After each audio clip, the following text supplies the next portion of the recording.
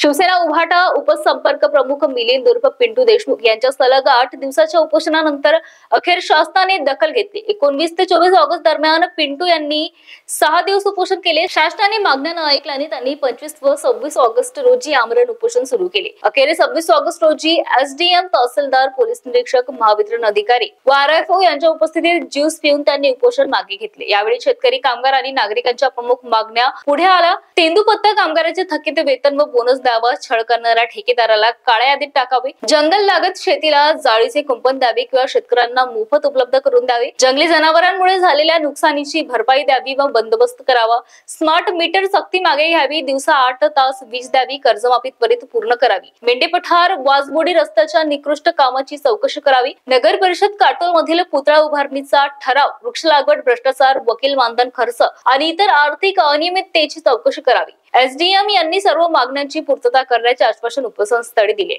या यशस्वी आंदोलनाकडे स्थानिक पातळीवर मोठे लक्ष लागले आहे। महाराष्ट्र टीव्ही 24 करिता गौरी गणेश बोरकर, कळमेश्वर।